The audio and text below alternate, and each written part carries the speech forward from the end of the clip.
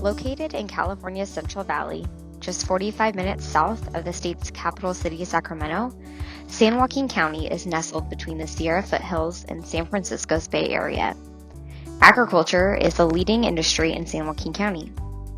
San Joaquin County is home to 3,430 farms, which produce an abundance of diverse, delicious, and nutritious food and fiber. So just what makes up San Joaquin County's diverse agriculture industry? Well, I encourage you to sit back, relax, and enjoy our tour of San Joaquin County agriculture.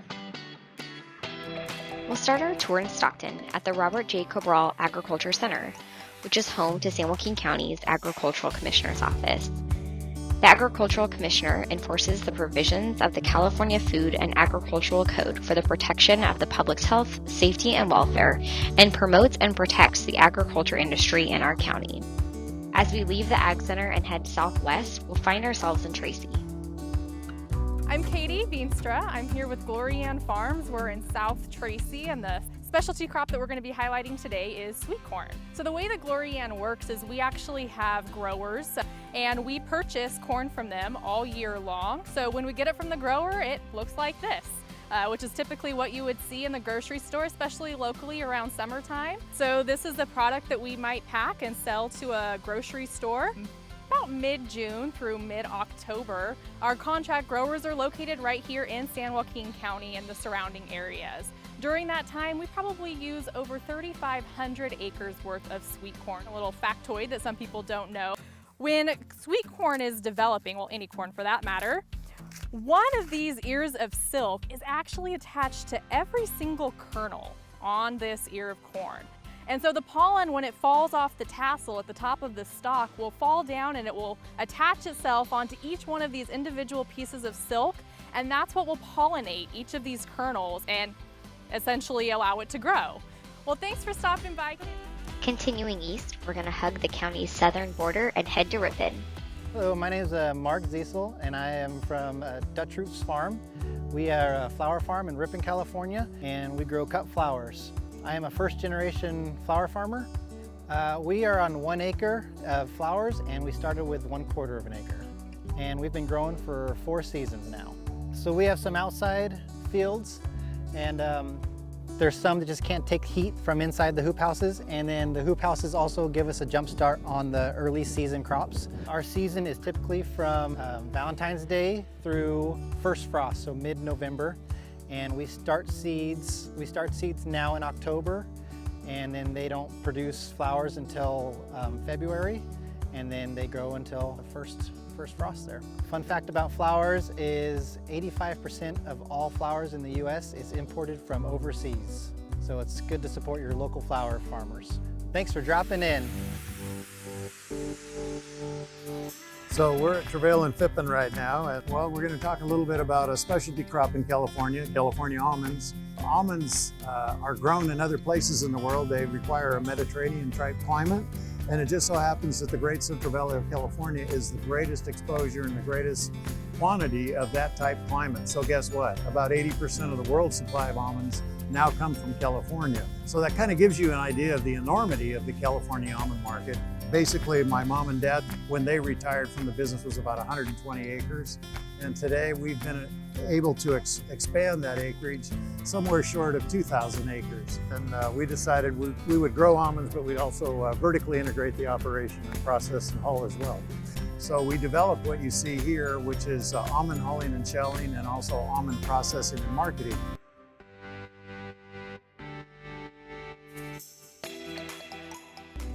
Hi, my name is Matt Coltrera. I'm owner of Mako Farms Incorporated out of Ripon, California.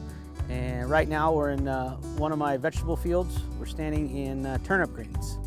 We grow 22 different vegetables. Everything that we grow here at Mako Farms, as far as leafy green and specialty crops, is grown for Ratto Brothers out of Modesto, California. We include 4 different kinds of lettuce, 4 different kinds of Swiss chard, bok choy, baby bok choy, collard greens, some of our larger scale commodity crops that we grow, carrots, onions, and garlic. So as you see, the machine has these big spades in the front of it that go under each row of the carrots, and has these belts that grab the tops. And these belts pull the carrots up to the top. cuts the top off and into these trailers. And it will sit overnight in these trailers with ice cold water showering on them until they're packed the next day. Yeah, so a lot of our carrots, people don't know, carrots are used a lot. Carrot flour is used in makeup and hair dyes. And a fun fact, some of the commodities that I grow, I've never even heard of until we plant them, or know what they look like until they're out of the ground. Thanks for stopping by.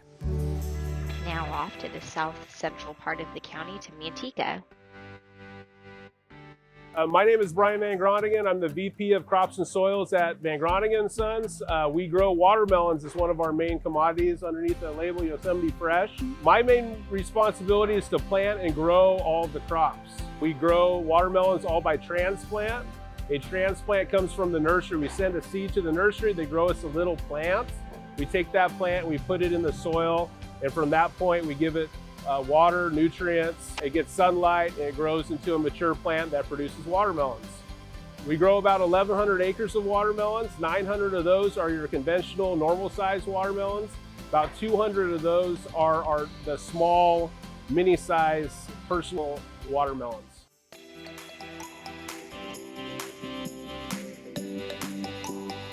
It's getting ready for Halloween right now. We're packing our pie pumpkins. These pumpkins will be sent out all across California, throughout the West Coast.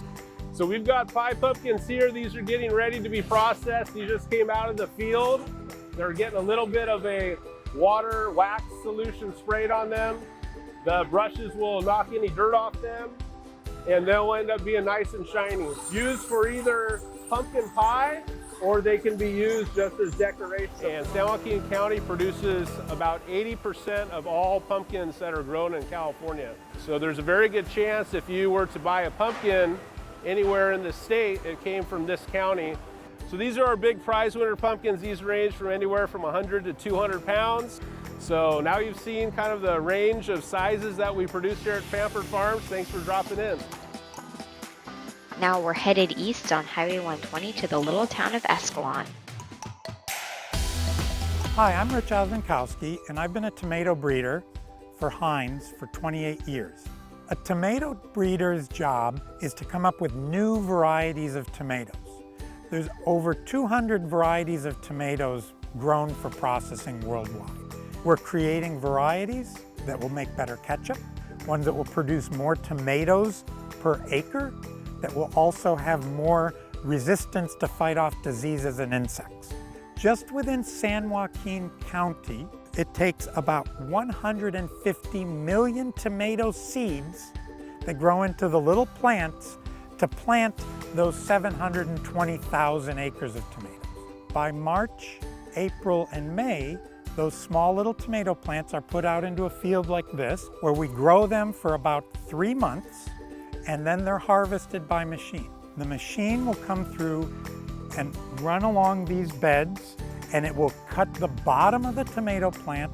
The tomatoes go up into the harvester with the plant and everything. The plant is shaken so the tomatoes fall off and get put into the tomato bins. Those are then taken to the factories, and they are cooked within just a few hours of being harvested. So next time you have a slice of pizza, make sure you think about where it came from and thank a tomato grower for that.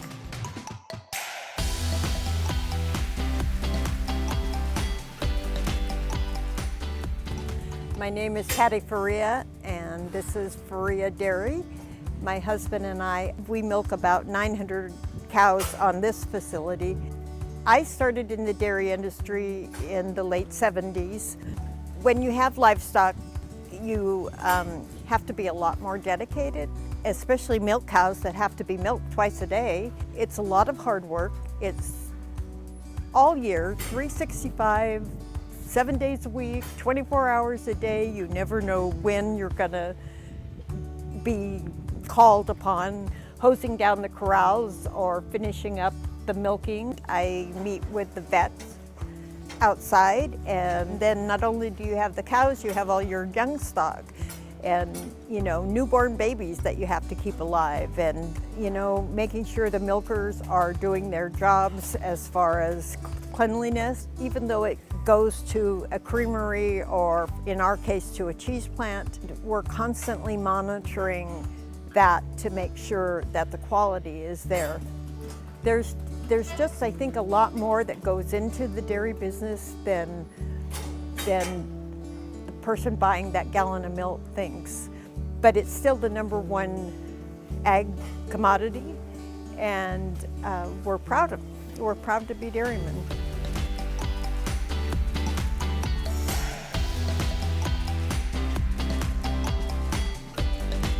Hi, San Joaquin County. My name is Matthew Terra. I work with Eckert Cold Storage. We do processing bell peppers. Fruit that we have high in vitamin C, comes in great colors. We have yellow, we've got green, and of course, a lot of red. We are here in San Joaquin County as well as throughout the state. A lot of these will go in 2 places, either the grocery store where you see it, where you can pick it up and hold it, or it might get processed and go to something like pizza. Here in San Joaquin County, we grow a lot of green bell peppers. So you'll see green bell peppers that are locally grown here. These are coming from all around the state, but we have 1 plant in Escalon, 1 plant in Manteca. So when you're eating a frozen pizza or a pizza that you put in the microwave, look at the peppers on there. Those are coming right here from San Joaquin County.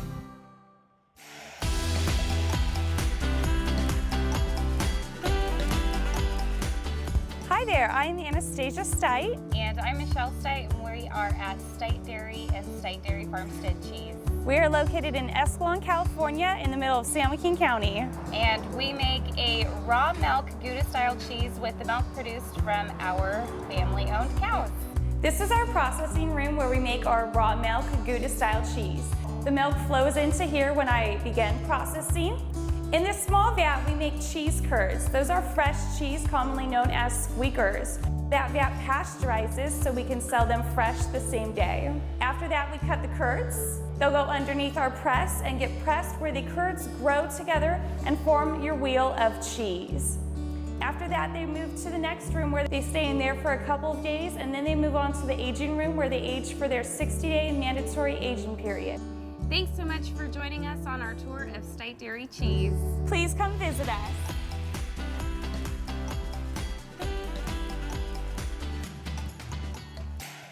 My name is Melissa Marks, and I work for Pleasant Valley Farms. And we actually raise birds for eggs, and we sell the eggs to various grocery stores. And we actually have been in business since 1960, and I am a 3rd-generation farmer. We on this facility have around 700,000 birds at a time, and they will lay basically an egg a day.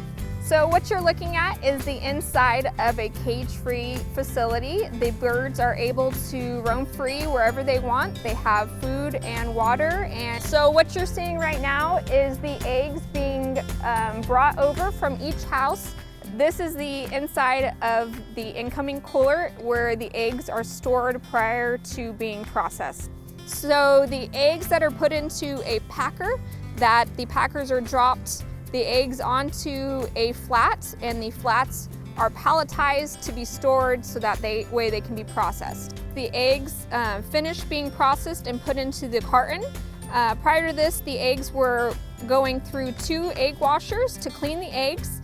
Then they're sized and sent down the conveyor onto what lane that they need to go into for a size, whether it's mediums, large, or extra large.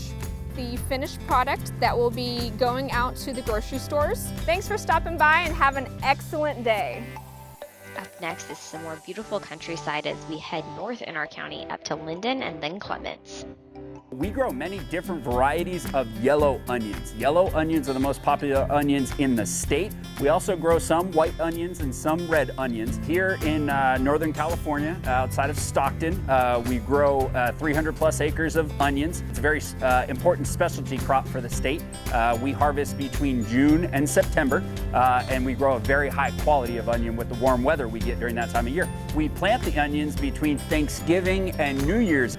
We put them in beds in rows in fields, and then they'll mature over the winter time into the spring, and then as summer rolls around, they're ready for harvest. So the vegetative material is knocked down. We lift the onions up out of the soil because they grow underground, and then they're ready to be graded and packed here at the facility. And then we put it into mesh bags like these.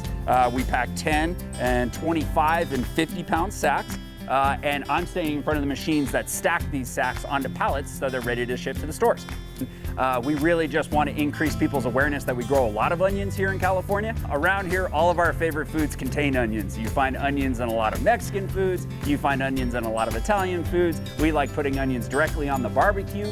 There's really just a ton of uses for onions, be it in the kitchen or in the backyard. It's really healthy and nutritious, and we encourage everybody to eat more of them.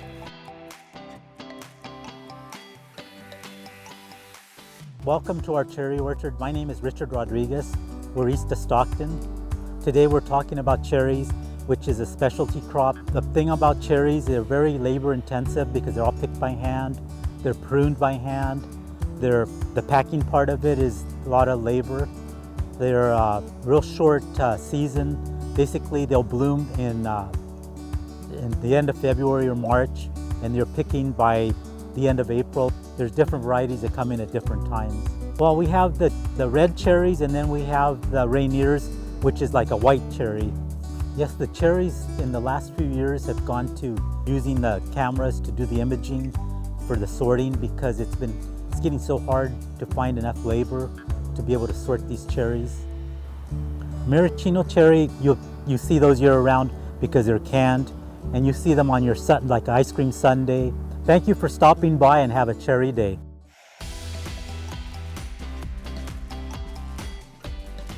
My name is Jake Samuel. I'm with Samuel Farms, Inc., and we're talking about walnuts today. We're located in Linden, California in San Joaquin County. I'm a fourth generation farmer. We farm about plus or minus 200 acres. Walnuts generally begin blooming. It's kind of an odd looking bloom.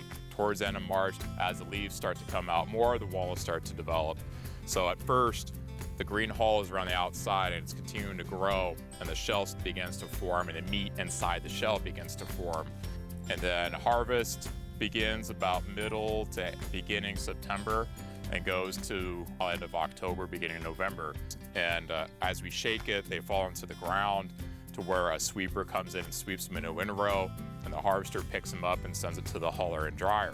The huller removes all the green hull and husk from the shell and then dries that down to so it's thought that the walnut looks like a brain, and it's meant to be brain food. So a lot of people consume walnuts as healthy foods, and a lot of people eat them just as a handful.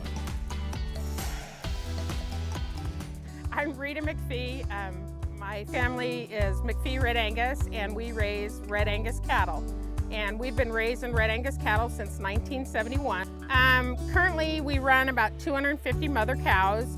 About 85% of those are fall calving cows, which calve normally July, August, September. And then the other 15% or so calve January, February, March. Our market is our bulls. So our bulls are sold to customers who go and use them for breeding their cows, commercial herds. So we have a sale here, an annual bull sale here every September, fourth Saturday in September. We market probably somewhere around 125. That's pretty exciting. I love watching the calves being born. Anybody that's interested, give me a call. I'd love to show you the ranch. We've now made a big U in our county, and we're at the tippy top in Lodi. My name's Jeff Colombini. I'm a farmer, and the name of my farming operation is Lodi Farming. And one of the crops that I grow is apples. And today, this variety happens to be Pink Lady. We grow other varieties like Gala, Fuji, Granny Smith, and Honeycrisp. In the fall, the apple trees lose their leaves. And then in the springtime, the apple trees make flowers. This apple here was a flower 6 months ago. So apples are considered a specialty crop. My favorite way of eating apples is just fresh, just bite right into the apple. But they also make applesauce, apple juice, dried apples, apple pie. So here's a fun fact. If you cut open an apple in the middle, and you open up an apple and you get a star. An apple a day keeps the doctor away.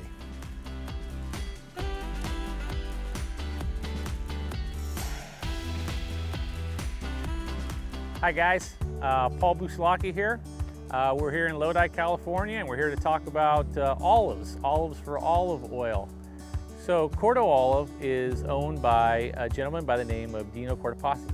And Dino is a lifelong farmer here in the valley on a trellis system, just like you can see here. And what that allows us to do is harvest the olives with an olive harvester. It goes over the rows, and what it does is it has big fingers inside. And what they're doing is they're knocking the olives off the tree. And what that allows the olives to do is fall into the belly of the machine and then out into the gondola and off to the truck where they're shipped off to the mill. We bring them to the mill, and think about the olives going into a big blender. What we do is we spin them really fast. And basically all we're doing is separating the solids or the olive from the oil. We put it in a couple different packages. First, there's always the bottle. And then we also put it in what we call a flavor lock box. With olive oil, you can do a lot of different things with cooking, but one of the fun things that you guys might like to try at home is get a big bowl of vanilla ice cream, pour your olive oil right over the top with a little bit of salt, and try it and give mom and dad a treat.